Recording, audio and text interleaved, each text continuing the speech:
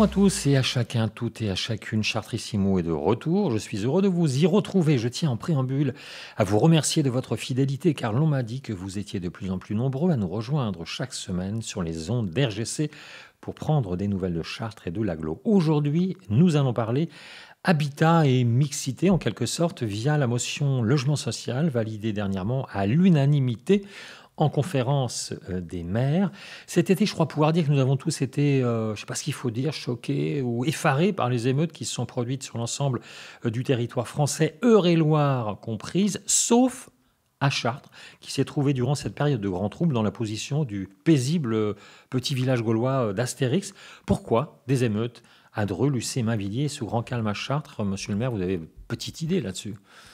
Oui, enfin, j'ai une idée, ouais, c'est mon idée, mais je veux dire que c'est le problème, c'était français, il y avait partout, faut pas stigmatiser Lucé, Non, Mainvilliers, bien Dreux, évidemment. Vernouillet, mais c'est vrai que quand on voit que ça se passe toujours dans les mêmes endroits, on peut se poser des questions. Alors moi, on m'a dit bravo pour le système de caméras surveillants. Je lui ai dit arrêtez, c'est pas ça qui fait arrêter ce type d'émeute, parce que ça permet de faire des constats, mais quand vous voyez des images, c'est pas pour ça que vous intervenez. Non, ce qui fait qu'à Chartres, depuis plus de 20 ans maintenant, on s'est vraiment attaqué à la qualité du logement, notamment le logement social. Vous savez, pendant les années 60-70, on a construit massivement. Bon, ça a donné la modernité. C'était bien en 1960, quand on répare la basse ville, on fait du logement social, on déplace les gens. Il y a l'eau dans la maison, il y a les colonnes d'eau. C'est sur la colonne d'eau que ça s'organise. Il y a la salle de bain, tout ça. C'est la modernité. Mais au fur et à mesure des années, eh bien, comme il y a d'autres constructions, ces logements-là, eh bien, on fait des attributions qui sont un peu ciblées et pas forcément sociologiquement équilibrées. Donc, à la fin, ça crée des phénomènes. Alors, vous voyez, il y a eu des périodes aussi avec... il y a eu pas mal d'immigration, c'est la vie de la France. Et là, on a eu tendance à attribuer les logements toujours au même endroit pour la même catégorie. C'est là qu'il y a un déséquilibre sociologique qu'on paye au fur et à mesure.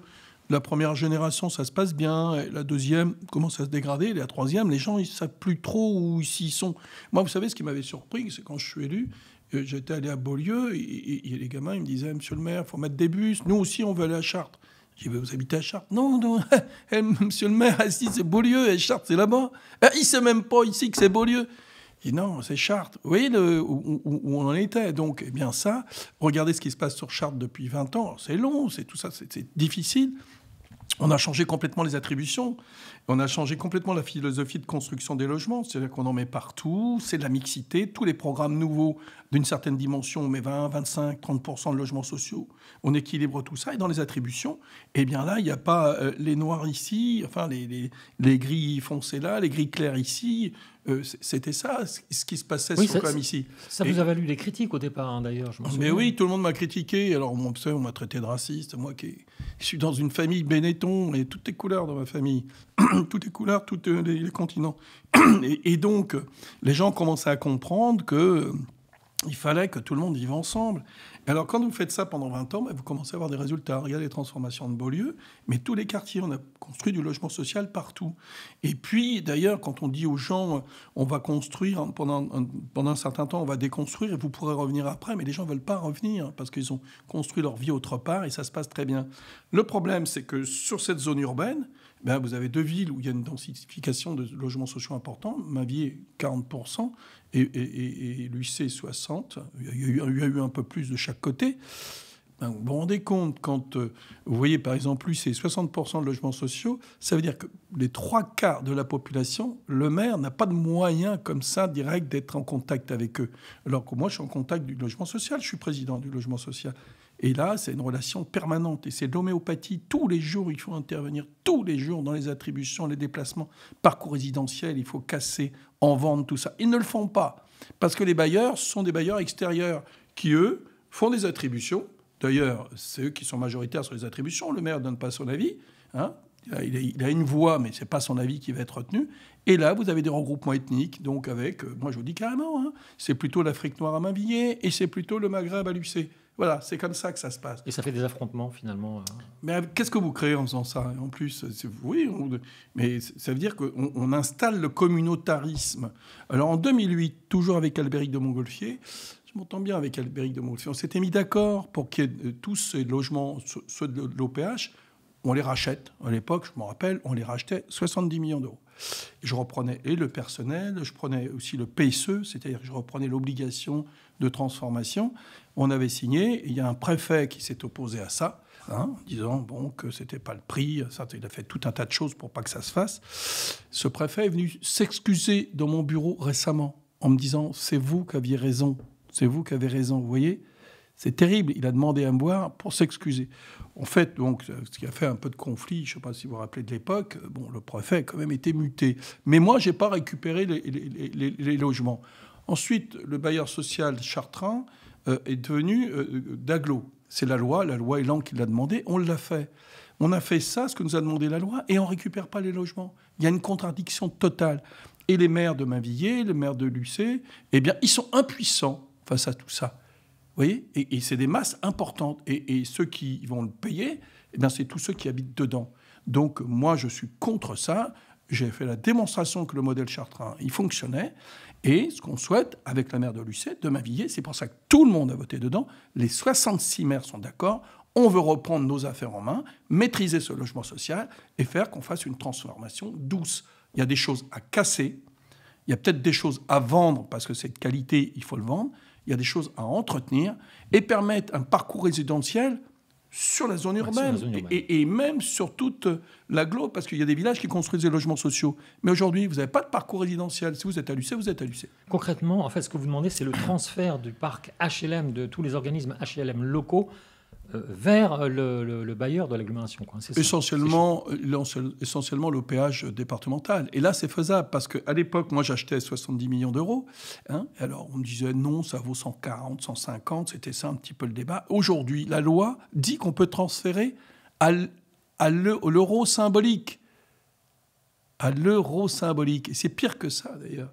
C'est que vous transférez tout. Vous emmenez les logements, vous emmenez les encours de prêt, mais aussi des fonds propres correspondants, c'est-à-dire qu'une part de fonds propres, et aussi l'obligation de faire de la modernisation. Mais on est dans des contextes où il y a eu plusieurs phases de modernisation, et là, c'est de l'acharnement thérapeutique. C'est-à-dire que ce que vous allez faire, vous savez, quand on repeint les façades, c'est pas ça qui améliore le logement. C'est pas ça qui fait qu'il y a un équilibre sociologique dedans, une mixité sociale. Non, il faut reconstruire. D'ailleurs, la ville de Lucé n'arrive pas à se reconstruire, parce que pour reconstruire, il faut maîtriser le foncier. Vous voyez, sur la ville de Chartres, à force de faire des acquisitions, sur la ville de Chartres, on peut construire 10 000 logements. Aujourd'hui, on peut construire 10 000 logements sur la ville de Chartres. Sur la ville de Lucé, il ne peut pas bouger. Ils ne maîtrisent pas le foncier. Parce que quand vous avez le logement social, avec ces tours, il y a des terrains en dessous. Le maire de Lucé ne peut même pas faire installer des jeux pour les enfants au pied des immeubles. Il ne maîtrise pas le foncier. C'est une ville petite qui fait 600 hectares. Vous avez 120 hectares qui sont de l'économique, donc il reste 480 hectares. Et dedans, avec ce que représente tout le logement social, ils ne maîtrisent même pas son terrain. Ils ne maîtrisent pas les gens, ils ne maîtrisent pas le terrain. Donc ils ont des projets immobiliers, mais ils ne peuvent pas les conduire puisqu'ils ne trouveront pas l'équilibre financier pour le faire. Beaulieu, 40 hectares, 1500 logements. Les 40 hectares, ils appartiennent à la ville de Chartres et au bailleur social. Quand on monte un projet, on a comme variable d'ajustement ça. J'avais expliqué, ça avait fait sourire, j'avais dit à mon prédécesseur qui me posait la question, comment vous allez faire pour Beaulieu ? Qui va amener l'argent ? J'ai dit, monsieur, vous êtes assis sur un tas d'or. Il me dit, un tas d'or. Enfin, je venais d'arriver, il est fou. J'ai dit 40 hectares. Je lui ai posé la question, c'est combien de mètres carrés ? Je ne savais pas si c'était 40 000 ou 400 000. Je lui ai dit, c'est 400 000 mètres carrés. Et à 200 € le mètre carré, je ne savais pas si c'était 8 millions. Je lui ai dit, non, 80 millions. Il y a 80 millions de fonciers si vous le vendez à 200 € le mètre carré. En fait, maintenant, on vend de la surface de plancher construite. Et ça fait encore un peu plus. Donc, il y a de l'argent pour injecter dans le logement social. Et si vous emmenez des privés qui vont investir sur des logements qui vont être à 3005, 3006, 3008, eh bien, c'est eux qui vont apporter l'équilibre. C'est-à-dire que le privé va financer du public. Et on n'a pas besoin d'argent de l'État. Si vous maîtrisez le foncier et vous amenez des privés pour justement équilibrer le projet, ça marche tout seul. D'ailleurs, dans la crise actuelle, les privés n'arrivent plus à équilibrer parce que vous avez eu les taux d'intérêt, il y a un certain nombre de problématiques. Eh bien, en ce moment, c'est nous qui allons sauver les privés en reprenant leurs projets, en y mettant, vous n'avez pas prévu de logements sociaux, on va y mettre 25-30% de logements sociaux. On va s'associer avec la 3F, qui, elle, va faire du logement intermédiaire. Il y a des projets qui devaient tomber. On va les récupérer et on va accélérer la construction de logements sociaux pour pouvoir en casser plus rapidement. La Madeleine, on va la reconstruire.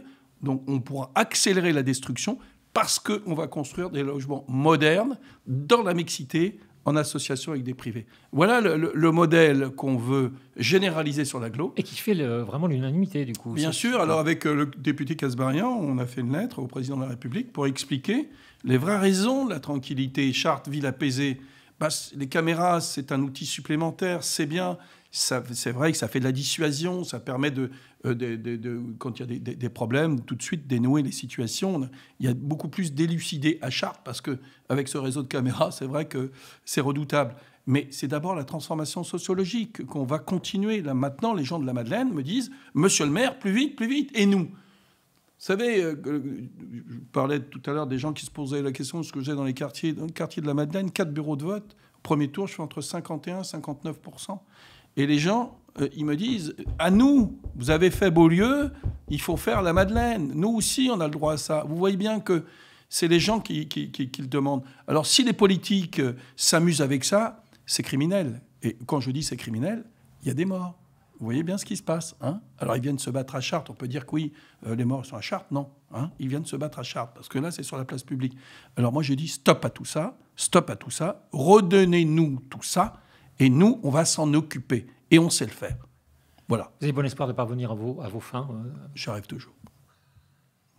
La politique, vous savez, c'est des gens qui se disputent et à la fin, c'est Jean-Pierre qui gagne.